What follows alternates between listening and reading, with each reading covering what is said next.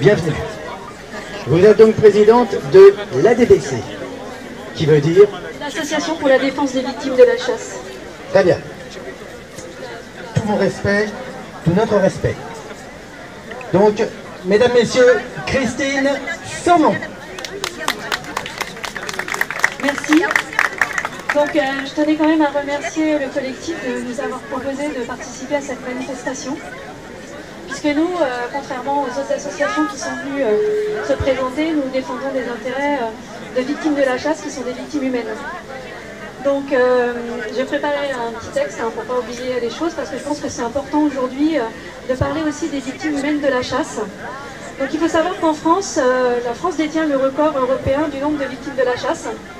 Je rappelle, comme ça a été rappelé au début, que c'est un loisir extrêmement dangereux et angoissant et seul qui autorise l'usage des armes à feu en milieu ouvert.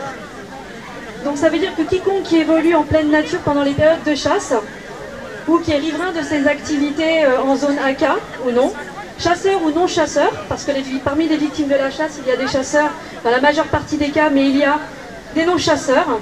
Donc quiconque peut être une victime potentielle.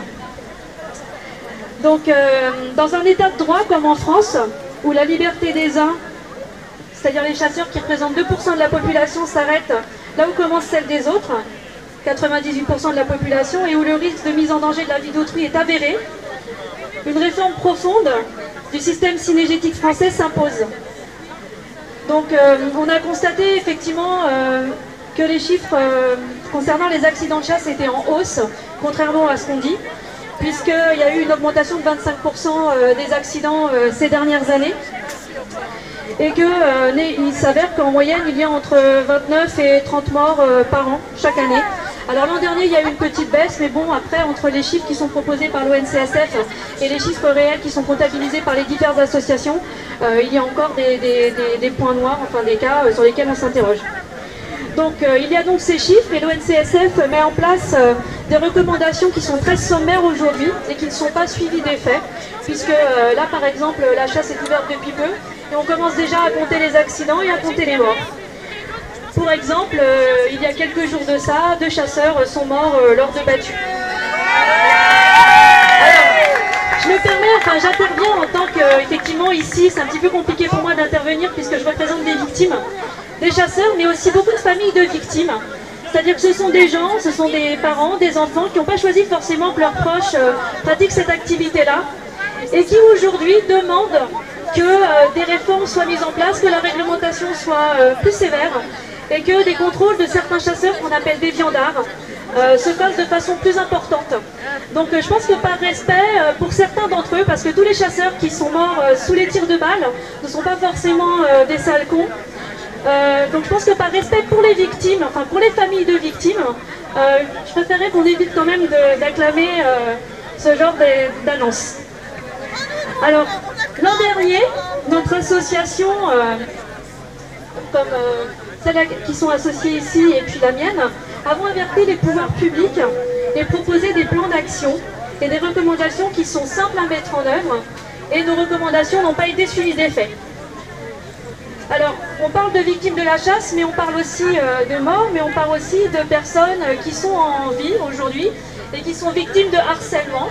Parce que ce qu'il faut savoir, c'est qu'aujourd'hui, quand on est dans le milieu rural, entouré par des chasseurs sur des zones AK ou des zones non AK, on est en fait dans un environnement de non-droit, c'est-à-dire une zone de non-droit.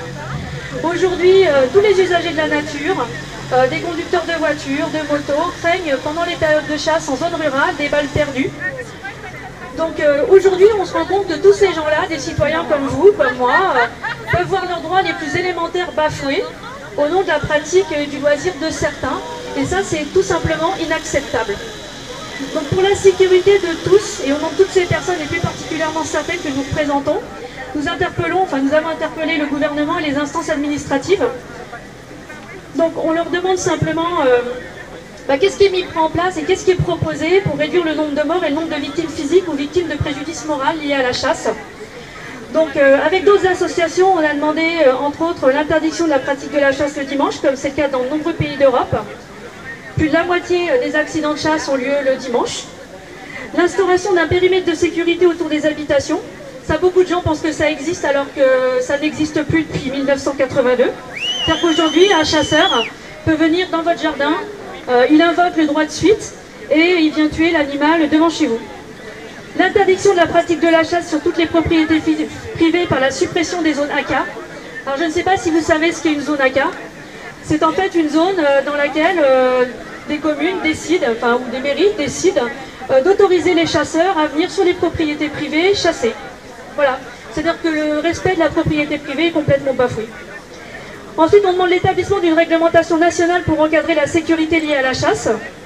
Aujourd'hui, il faut savoir qu'il n'existe aucun texte législatif, ce qui rend le travail des juges difficile. C'est-à-dire qu'alors que dans certaines activités, il y a des codes spécifiques qui existent, comme le code de la route, là, pour la chasse, il n'y a rien. C'est-à-dire qu'on demande, par exemple, qu'il y ait un code de la chasse. Ferrarissime, par exemple, le 22 septembre dernier, le tribunal correctionnel de Dax, alors on l'a cité tout à l'heure pour les histoires de corrida, mais là, pour le coup, je pense que les juges ont fait un travail remarquable. C'est-à-dire qu'ils ont sanctionné d'1 an ferme. Parce que d'habitude, les chasseurs qui tuent quelqu'un se prennent de la prison comment dire, pas ferme. Hein. Donc, d'1 an ferme et de 5 ans d'interdiction de pratiquer et de détenir une arme à feu. Parce que la personne avait tué un chasseur dans le cadre d'une battue. Et ce qu'il faut savoir que donc, ça a été sanctionné de cette façon-là parce qu'on a pu prouver que ce chasseur fautif était récidiviste, qu'il avait été viré déjà d'un groupe de chasseurs, qu'il avait déjà participé à des battues et avait été particulièrement dangereux. Et donc il a fini par tuer quelqu'un. Donc c'est ça qui a fait qu'après on a décidé effectivement de le sanctionner correctement. Mais des gens comme lui, il y en a beaucoup.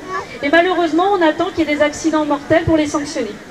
Donc je tenais aussi également à parler de Nicolas, 12 ans, qui est un petit garçon qui a été abattu en 2012 alors qu'il faisait une promenade en quad avec ses parents, enfin avec son père. C'est-à-dire qu'il s'est pris une balle dans la tête. Donc le chasseur avait à peu près 80 ans. Donc il a ri au nez du tribunal quand on lui a annoncé que finalement il prenait 6 mois de prison avec sursis et 1 200 € d'amende. Donc je considère qu'effectivement quand on est face à une justice comme ça aussi injuste, dans un pays de droit, il y a des choses à faire et c'est carrément pas normal. Donc d'ailleurs je tiens aussi à remercier certains journalistes qui n'hésitent pas à parler de ces problèmes. Dernièrement il y a eu un reportage sur France 2 dans le journal de Delahousse où justement la journaliste présentait ces accidents de chasse et les risques engendrés par la pratique de la chasse.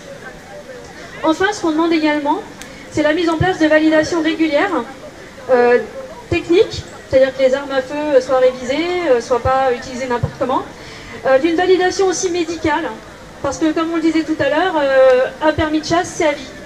Donc on retrouve beaucoup d'accidents qui mettent en cause des personnes âgées. C'est-à-dire que des hommes qui sont plus ou moins bien voyants, on va dire plutôt malvoyants, tirer sur tout ce qui bouge et commettre ainsi des accidents déplorables. Et puis un suivi des chasseurs. Tout à l'heure je parlais des délinquants récidivistes. Et ça, même aujourd'hui, certains groupes de chasseurs, certaines sociétés de chasse le demandent parce que se rendent compte qu'effectivement au sein des leurs, il y a du ménage à faire. Voilà. Donc je voulais simplement faire passer ce message-là et m'exprimer non pas au bénéfice des animaux pour le coup, mais au bénéfice des victimes de la chasse qui sont malheureusement trop nombreuses.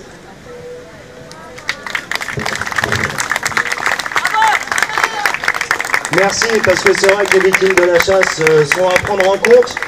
Je dirais que mon intervention va aller effectivement plus spécifiquement au-delà de mon plaisir d'entendre parler d'autorégulation des chasseurs, mais ça c'est mon avis personnel, ça n'engage que moi. Je vais vous parler de la Bourgogne, forcément, mais pas pour le même sujet en fait. La Bourgogne, voire la Nièvre, c'est quand même un pays au niveau culturel, au niveau des chasseurs, très ancré dans la chasse. Et on parlait de personnes un peu isolées parfois dans leur combat, parce qu'elles vont ne pas autoriser justement certains chasseurs à venir pénétrer sur leur propriété privée, quelles que soient les autorisations préfectorales ou de mairie, et qui vont se retrouver isolés. Ça peut être des hommes, des femmes, c'est des milieux ruraux, donc c'est des fois des gens qui sont vraiment seuls. Mais quand je dis seul, c'est seul. Une personne face à des centaines de chasseurs. Et je vous donne pas rendez-vous demain, ni après-demain, mais juste pensez à être prêt sur les starting blocks, parce qu'un jour, ce que j'espère, c'est qu'on puisse tout à chacun faire un petit camping sympathique en étant invité par un autochtone quelqu'un de local, de s'installer dans son champ avec sa tente, avec ou sans chauffage, hein, parce que la période de chasse, c'est pas forcément l'été.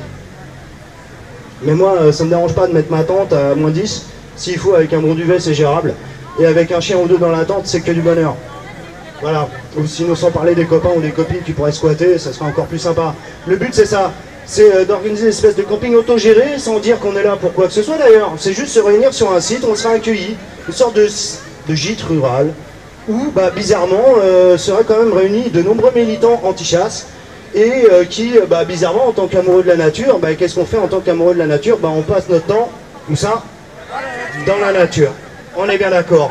Donc, j'espère à vous, enfin, j'espère de vous que vous soyez vraiment éveillés sur ces questions-là. Soyez prêts, soyez seuls. Les starting blocks, c'est pas facile, il y a des gens qui sont isolés. Mais les gens isolés, c'est quand vous avez des chasseurs en bas de chez vous qui vous disent mais c'est bon, tu restes chez toi, sinon je te mets une balle. Bah ouais, mais bon, demain je suis tout seul, moi, dans mon pavillon, dans ma petite fermette, bah oui, je prends une balle, je suis tout seul, je meurs. Personne n'est au courant. Bah ça va être facile de me tuer. Mais si demain, il y a du camping chez moi régulièrement, il y a des gens qui viennent, il y a peut-être des médias qui vont être concernés. Ouais, tiens, il y a un camping autogéré, de gens qui se promènent et qui dérangent un petit peu les chasseurs parce qu'ils sont dans les bois. Mais on a le droit d'être dans les bois. Et bien la personne derrière ça, qu'est-ce qui va se passer? Bah, ça va être beaucoup plus compliqué, hein, de dire bah oui, et de la menacer, de lui dire bah on va te tuer, personne ne le saura. Non, c'est mort ça. Parce que tout le monde le saura, et tout le monde sera là. Et qu'est-ce qui va se passer si jamais ce genre de choses arrivait? On ne sera pas en train de faire du camping autogéré chez cette personne seule. On fera des campings autogérés chez eux, chez les chasseurs, merde. Voilà, rendez-vous est pris, la Bourgogne. J'aime beaucoup la Bourgogne, vous le savez. Je vous cible un peu plus la circuit... non, merci madame, je vais finir. Donc rendez-vous dans la Bourgogne, rendez-vous plus précisément dans la Nièvre, et j'espère qu'à un moment donné, on pourra effectivement être accueillis sur un terrain, au milieu des bois, et on ira tous se promener, tous ensemble dans les bois. Merci à vous.